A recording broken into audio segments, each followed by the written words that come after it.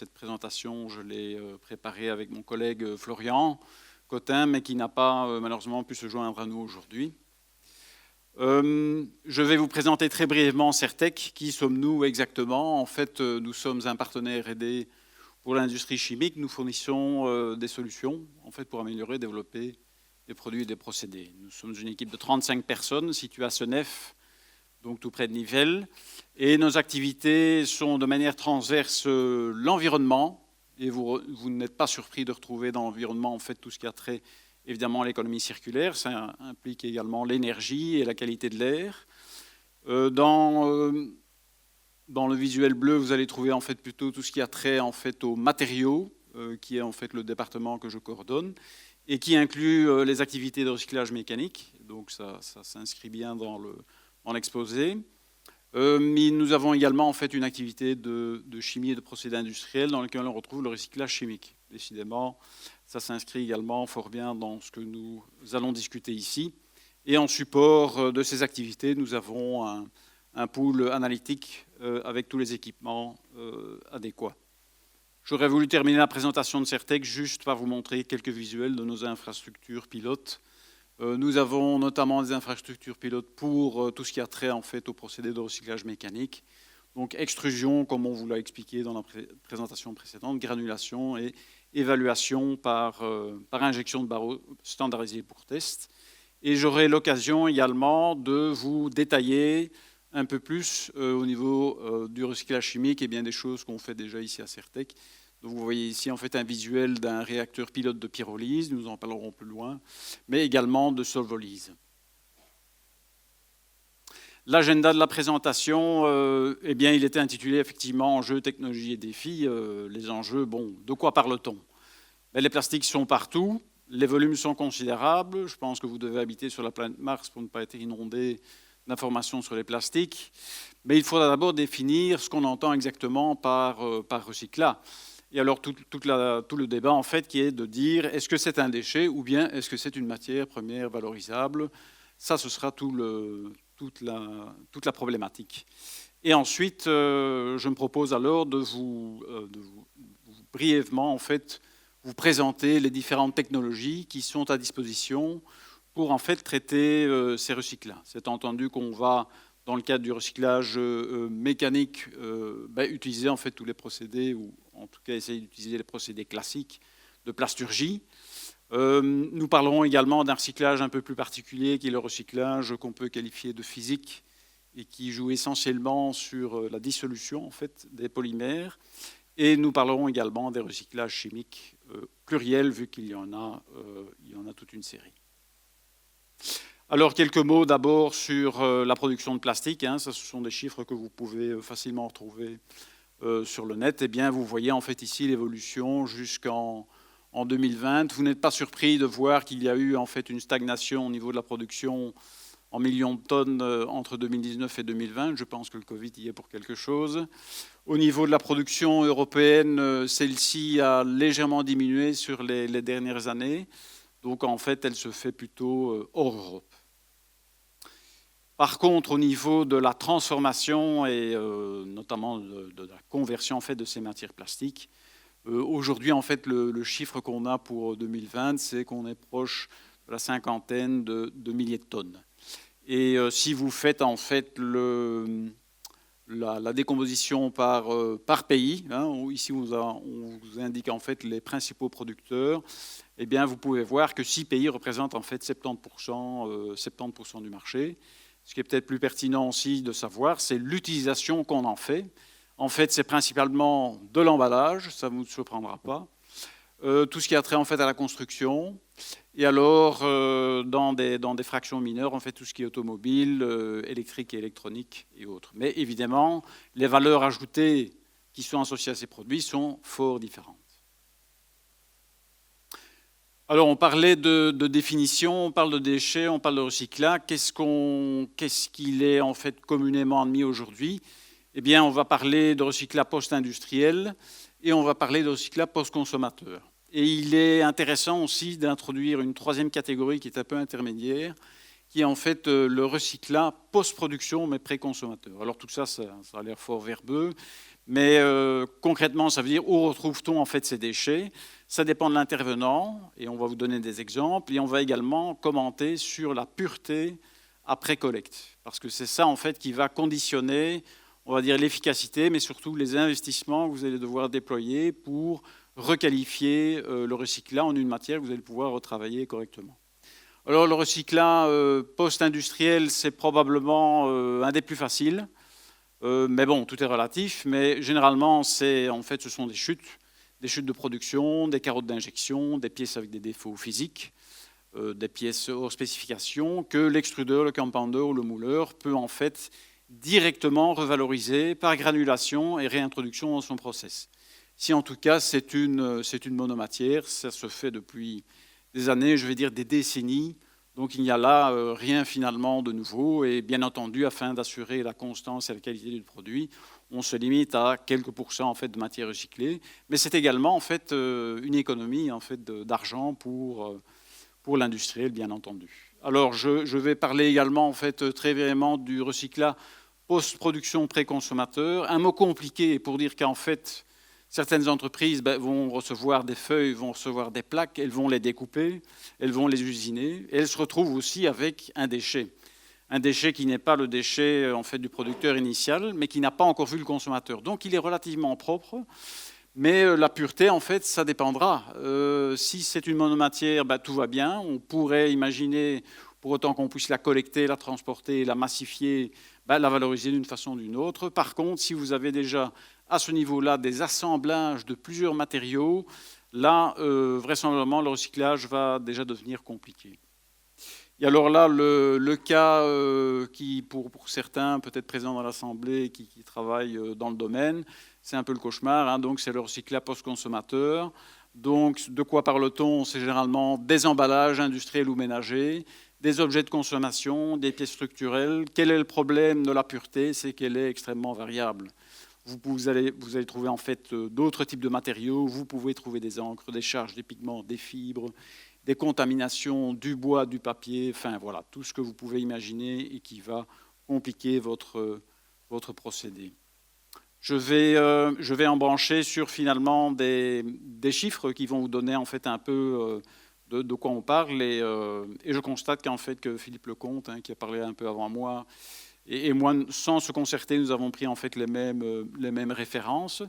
Donc concrètement, de quoi parle-t-on ici? Il s'agit de l'évolution de 2006 à 2020 en Europe des proportions en fait de plastique qui sont alors soit recyclés, soit soumis à incinération en fait, pour récupération de l'énergie, soit qui sont enfouis. Alors, je pense que le message principal est le suivant, c'est que vous voyez que l'enfouissement diminue, et c'est une excellente chose, parce que c'est quelque chose qui est tout à fait découragé, et qui à terme, évidemment, a un impact environnemental non négligeable.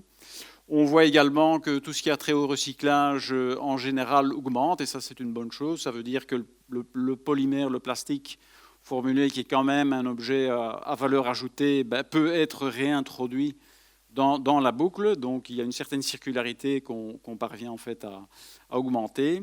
Et on voit, alors ici un certain plafonnement, mais la tendance est également à l'augmentation au niveau de la récupération d'énergie. En fait, aujourd'hui, l'enjeu, vous l'avez compris, c'est que tout ce qui est récupération d'énergie, enfouissement, on va essayer en fait de rediriger en fait ces flux vers un recyclage qui va permettre d'augmenter la circularité du procédé.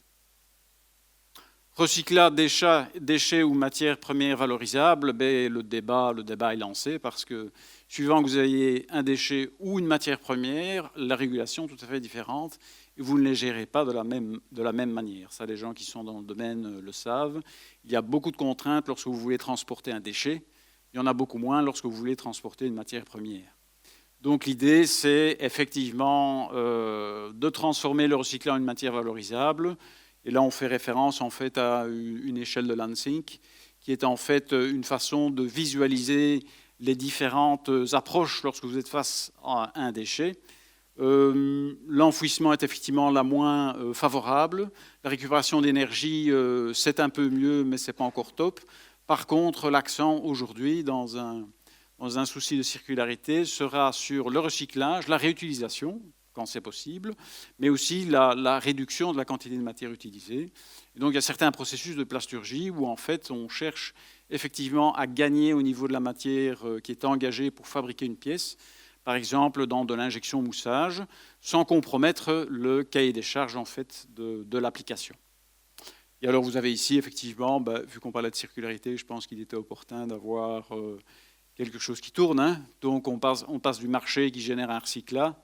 Ce recyclat va devoir être pré-traité avant de pouvoir passer par une technologie de recyclage que je vais maintenant vous détailler, de façon à revenir vers un produit valorisable.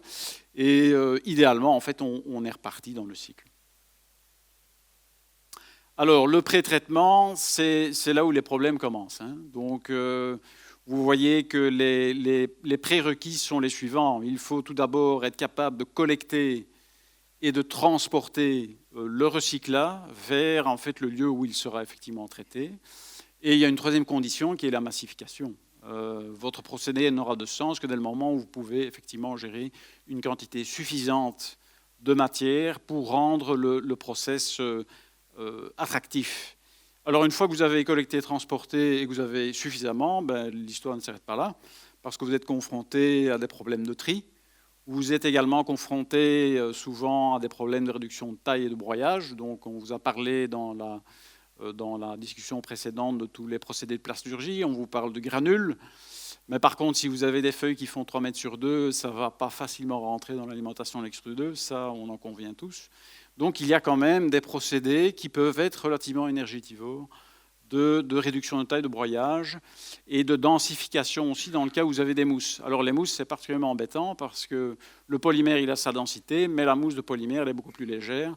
Donc dès le moment où vous allez avoir des procédés qui sont basés sur des différences de densité et des bains, eh bien, vous risquez de vous retrouver avec des mousses de polymère en surface que vous allez devoir gérer. Les visuels ici vous montrent un peu la complexité de certains flux, hein, donc tout ce qui est déchets d'équipement électrique et électronique. Alors généralement, le casing, donc la boîte extérieure, est dans un polymère qui est intéressant à recycler. Ça peut être de l'ABS typiquement dans ce genre d'application, mais vous vous retrouvez confronté à la présence de circuits imprimés, de métaux et d'autres matériaux.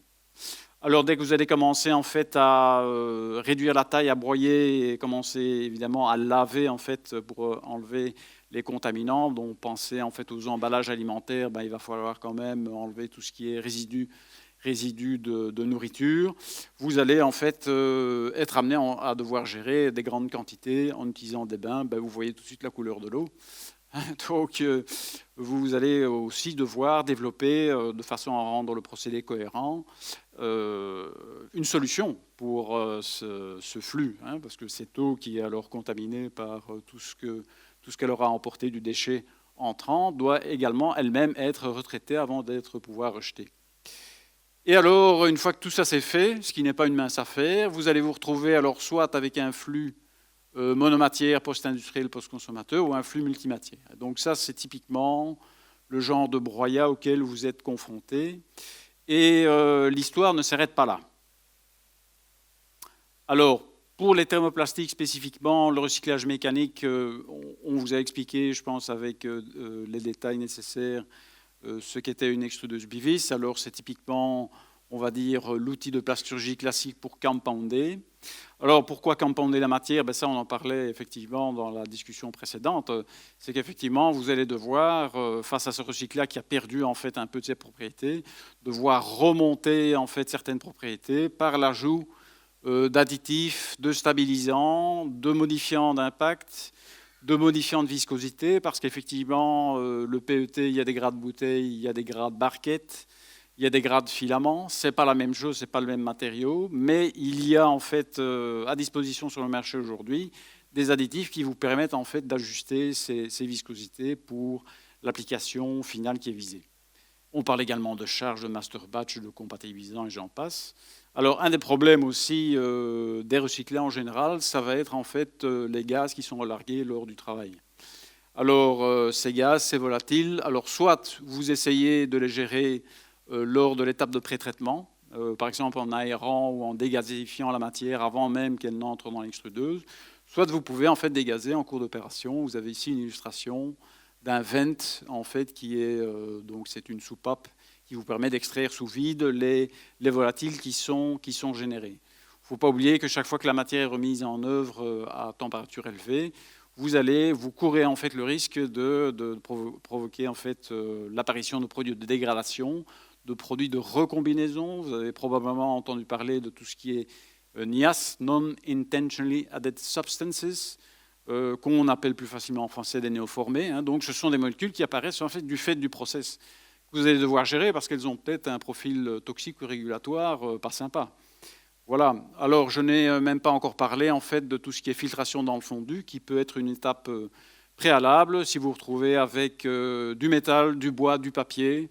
Alors le papier comme ça a l'air inoffensif comme ça dans une matière plastique. Mais dès que vous allez la remettre en œuvre à haute température, ce papier va commencer à se dégrader, à dégager des odeurs, à provoquer des tas de problèmes dans votre produit final. Alors idéalement, quand vous avez fait ça, vous avez un beau granule. Et en fait, voilà, pour autant que vous déployez les efforts et les investissements nécessaires, vous pourrez arriver en fait à des qualités qui sont acceptables par le plasturgiste. Et on n'exclut pas non plus la possibilité d'avoir des post-traitements par aération s'il y a toujours persistance de volatiles et autres odeurs. J'aimerais vous donner ici quelques exemples de recyclage mécanique. Ce n'est pas du tout exhaustif, c'est absolument arbitraire, mais ça balaie en fait des tas d'aspects en fait de la chaîne. Bon, par exemple, vous avez Starlinger, mais il y en a d'autres sur le marché, qui vous fournissent des lignes clés sur porte en fait pour le recyclage, notamment pour le recyclage de PET bouteilles, et qui vous redonnent en fin de procédé une bouteille qui est tout à fait apte et conforme pour le contact alimentaire. Je peux également citer un projet d'une société AMB Plastics Packaging Group qui, elle, en fait, s'intéresse au recyclage du PET, non pas bouteille, mais barquette. Alors, vous vous souviendrez que le PET a des grades, donc des profils rhéologiques très différents suivant la technique de plasturgie. Et donc, cette société a commencé un projet sur le recyclage spécifique de ce type de matériaux. Alors, à côté de l'équipement, à côté des projets, vous avez également, en fait, aujourd'hui, commercialement disponibles, des compounds, donc des formulations où, en fait, les producteurs avancent, en fait, des taux en recyclable post-industriel ou post-consommateur. Dans le cas de la société Avient, on parle de la gamme Resound qui compte notamment, en fait, des polyamides, des polycarbonates et des élastomères thermoplastiques. D'autres grands dans le domaine, comme Sabic, présentent, eux, des mélanges polycarbonate ABS et des polycarbonates qui sont également basés sur du post-consommateur. Donc il faut imaginer qu'ils ont effectivement une infrastructure qui a pu reproduire exactement les grandes étapes que je vous ai résumées.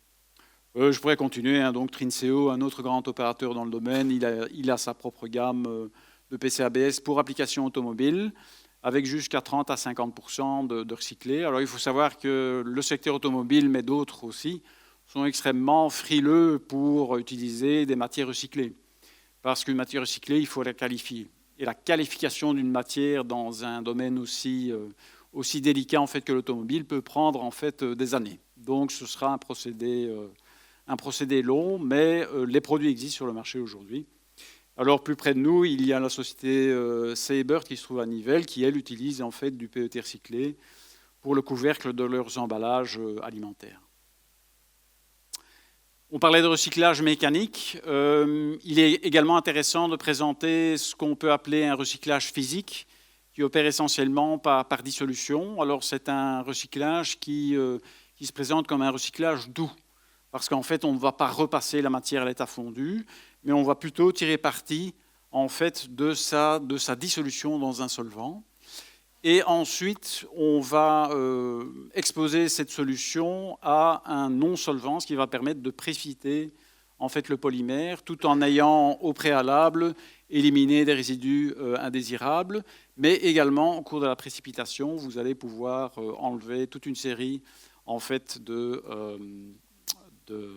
matières indésirables. Le polymère précipité, alors, peut être séché et il peut être qualifié de propre.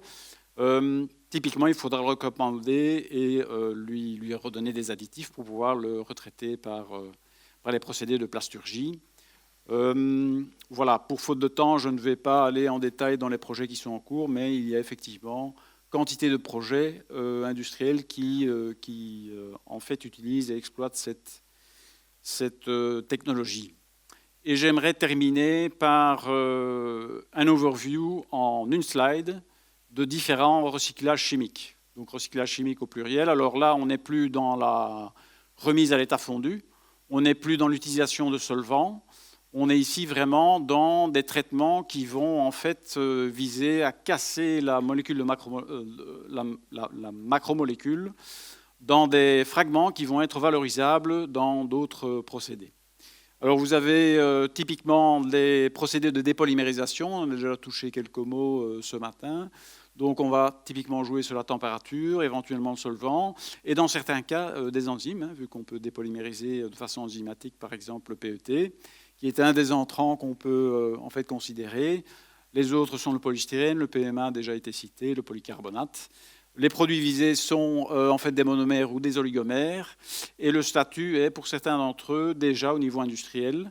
Il y a beaucoup d'initiatives pilotes qui se prennent et également de la R&D. La pyrolyse, elle, va essentiellement utiliser la température et permet de traiter des plastiques en mélange, des polyolépines et autres, et vous donnera en fait accès à des huiles de pyrolyse, qui est typiquement en fait le produit de ce genre de procédé, des mix d'hydrocarbures qui vont être valorisables en fait dans d'autres applications. Mais il ne faut pas oublier non plus les cendres qui sont obtenues après la pyrolyse. Ces cendres peuvent être des sources intéressantes, par exemple de métaux. Et ça, ce sont des choses qui sont étudiées aujourd'hui. Alors, il y a beaucoup d'initiatives de pyrolyse qui se prennent au niveau pilote, mais également industriel. Certaines unités tournent déjà. La gazéification, qui, elle, utilise température et un minimum d'oxygène. Théoriquement, tout plastique, inclus mélange, peuvent être traités de cette manière. Et l'idée, c'est d'obtenir du gaz de synthèse, monoxyde de carbone plus hydrogène. Et là aussi, en fait, l'implémentation se fait au niveau pilote, mais industriel. Et je terminerai alors avec la solvolyse, en excluant la solvolyse utilisée pour la dépolymérisation. Dans ce cas-ci, on va en fait jouer sur la température, la pression et des solvants qui peuvent être à l'état supercritique. Et théoriquement, sur papier, c'est quelque chose qui est implémentable pour traiter des multimatériaux, des composites et des thermosets. Aujourd'hui, le challenge, c'est qu'on se retrouve en fait avec un mélange de molécules organiques ainsi que les charges et les fibres. Le problème va être de valoriser en fait ce mélange complexe. Donc aujourd'hui, les initiatives qui se prennent sont principalement au niveau R&D. Oui, c'est la fin, donc je n'ai pas le temps d'expliciter plus des exemples de recyclage chimique, mais vous verrez qu'ils sont nombreux et ils sont là. Ils s'adressent à différents types de matériaux et impliquent en fait beaucoup d'opérateurs, dont des noms très connus. Voilà, donc les défis, je pense que vous les avez compris, hein, c'est essentiellement au niveau de la collecte, transport et de la massification du recyclage. Alors, la grande question, c'est qu'est-ce qu'on choisit entre le recyclage mécanique ou le recyclage chimique ou le recyclage par dissolution? La réponse est qu'il n'y a pas de réponse, c'est au cas par cas. Et vous devrez, en fait, lorsque vous voulez valider l'une ou l'autre approche, aller en fait plus loin que l'aspect purement technologique, et ça, ce sera discuté dans une discussion qui va suivre encore aujourd'hui. Ce sera en fait l'analyse du cycle de vie. Ça va être l'impact de votre procédé, non seulement au niveau consommation énergétique, mais consommation d'eau, impact au niveau des gaz à effet de serre, impact sur la santé humaine, voilà, tout ce genre de choses-là.